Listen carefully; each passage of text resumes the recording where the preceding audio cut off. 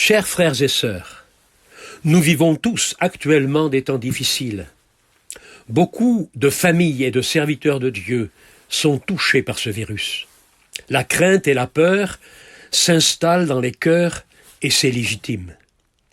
Le monde, notre nation et nos familles sont paralysés par les conséquences de ce qui arrive.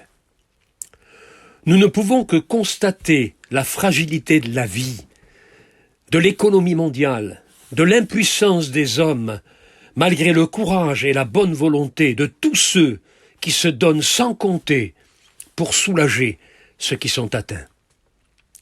Nos églises sont fermées, nos conventions annulées, nos groupes de mission auront peu de chance de partir cet été. Pour les chrétiens qui fondaient leur vie sur toutes ces choses, tel un château de cartes, leur superficialité religieuse s'envole dans le vent de l'épreuve. Quelle leçon voudrait nous enseigner le Seigneur au travers de ces circonstances? Paul, aux Romains, chapitre 8, verset 32, nous dit que toute chose, toutes les circonstances, toutes les épreuves par lesquelles nous passons, nos succès comme nos échecs, nos réussites comme nos erreurs, toutes choses concourent, travaillent au bien et au bénéfice de ceux qui aiment Dieu. Le but nous est donné quelques versets plus bas. Paul nous dit que c'est afin que nous soyons rendus semblables à l'image de son Fils. Quel bénéfice, nous chrétiens, pouvons-nous tirer de ces circonstances, de ces retraites, de ces confinements forcés? C'est d'abord de réfléchir, de faire le point, de se poser les bonnes questions concernant notre enracinement en Christ. Paul dit aux Colossiens, au chapitre 2 et au verset 6 de son épître, « Ainsi donc, comme vous avez reçu le Seigneur Jésus-Christ, marchez en lui, étant enracinés et fondés en lui et affermis par la foi. » Il nous invite à être enracinés en lui. C'est-à-dire que, quelles que soient les circonstances et quels que soient les vents d'adversité qui peuvent s'abattre sur nous, nos racines plantées en Christ résisteront à tous les événements. Paul rappelait aussi aux fidèles d'Antioche, dans Actes chapitre 11, verset 23, et il les exhortait tous à rester attachés au Seigneur, malgré la persécution qui commençait à sévir. Nous n'avons plus d'église ou de temple, ni de retraite spirituelle, ni de mission, mais nous possédons l'essentiel, à savoir Christ, en qui nous avons tout pleinement, nous rappelle l'épître aux Éphésiens, chapitre 1er, du verset 3 au verset 13, et je vous invite à lire ce texte. Nous avons Christ, mais nous avons aussi le Saint-Esprit, qui nous assiste, qui est un don qui nous a été offert, qui nous soutient et nous console et nous enseigne. Jean chapitre 16, versets 7 à 14. Nous avons sa parole comme nourriture pour nos âmes et pour nous éclairer, comme une lampe à nos pieds, une lumière sur notre sentier. Nous avons la prière pour nous adresser à Dieu comme à des enfants à leur Père, qui est un moyen pour nous de nous introduire dans la présence de Dieu et aussi d'intercéder pour les autres. Romains au chapitre 8 et au verset 26, l'apôtre Paul nous dit que, de reste, aussi l'Esprit nous aide dans notre faiblesse, car nous ne savons pas ce qu'il convient de demander dans la prière. Mais l'Esprit lui-même intercède par des soupirs inexprimables. Et celui qui sonde les cœurs connaît quelle est la pensée de l'Esprit, parce que c'est selon Dieu qu'il intercède en faveur des saints. La prière, cette arme extraordinaire mise à notre disposition, qui nous permet d'entrer en communion, en relation avec Christ.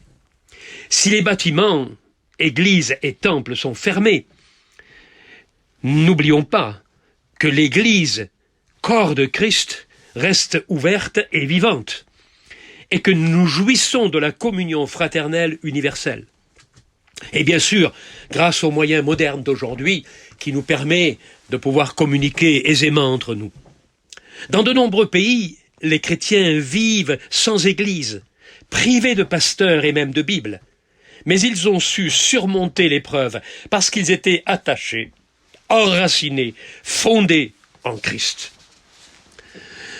Quand nous regardons dans l'Ancien Testament le tabernacle, ou même le temple, qui, nous révèle l'Épître aux Hébreux, n'était que l'ombre des choses à venir, la réalité est en Christ. Moïse avait reçu cet ordre de la part de Dieu de faire tout selon le modèle qu'il avait vu dans le ciel. Et je crois que cette réalité spirituelle de ce temple qui est au ciel est une réalité spirituelle pour nos vies. Le temple était composé de 3 parties. Le parvis, où tout le monde pouvait se rassembler, une sorte de mélange de folklore religieux qui a tourné très vite au désordre, puisque Jésus, dans le chapitre Jean, chapitre 2, verset 13, nous dit qu'à un moment donné, Jésus y a mis de l'ordre. Faisant un fouet, il en chassa tous les vendeurs. Mais quittons le parvis. Trop de chrétiens restent dans le parvis. Et allons un peu plus loin, franchissons le premier voile et rendons-nous dans le lieu saint, attribué au service. On ne peut que louer le service, mais il arrive trop souvent que le service prenne la place de Dieu. On aime ce que l'on fait pour Dieu plus que Dieu lui-même. On s'agite et on oublie l'essentiel. Marthe en se fait, et il en a fait la triste expérience.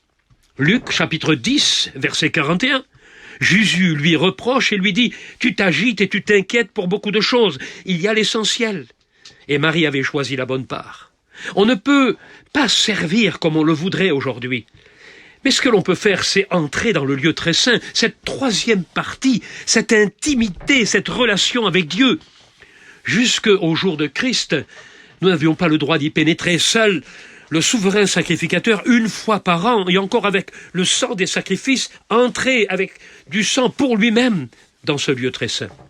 Mais aujourd'hui, en Christ, le voile a été déchiré, et nous avons, en quelque sorte, le privilège, la grâce, comme Hébreux nous le dit, au chapitre 10 et verset 19, au travers de son sang, nous avons une libre entrée jusque dans le sanctuaire. Le sanctuaire, le lieu très saint, c'est un confinement, un lieu secret, qui jusqu'à ce jour nous était interdit de pénétrer. Mais en Christ, aujourd'hui, nous avons le privilège de nous tenir dans le lieu très saint et de contempler sa gloire. C'est là, dans le lieu très saint, seul à seul, avec Dieu, que le Seigneur nous a fixé un rendez-vous. Quand tu pries, entre dans ta chambre, confine-toi en quelque sorte, et prie ton Père qui est là dans le lieu secret. Matthieu chapitre 6, verset 6. Que ce temps de retraite forcée nous fasse grandir et progresser, nous fasse vivre des moments de communion, d'intimité avec notre Père céleste. Peut-être que nous allons oublier même le service, nous allons oublier toute l'activité et le tumulte de nos missions, de nos conventions, pour nous concentrer sur une relation intime et personnelle avec Dieu. Prenons le temps, nous avons le temps de lire sa parole, nous avons le temps aujourd'hui de prier, nous avons le temps de nous tenir en sa présence, dans le jardin secret de sa présence, et je vous invite à le faire. J'aimerais que nous puissions prier quelques instants. Seigneur, nous te bénissons, nous te rendons grâce du privilège que nous avons d'être ensemble, chacun pour sa part, séparés de corps, mais unis d'esprit, pour t'apporter toute notre adoration et notre louange. Merci Seigneur, que ces quelques mots puissent être un mot d'encouragement pour mes frères, mes sœurs, pour les serviteurs de Dieu, pour nos amis qui nous écoutent, que j'invite à aussi réfléchir sur les temps que nous vivons, afin qu'ils puissent faire une expérience avec le Seigneur, et que le nom de Jésus-Christ soit glorifié. Que Dieu vous bénisse dans cette journée. Amen.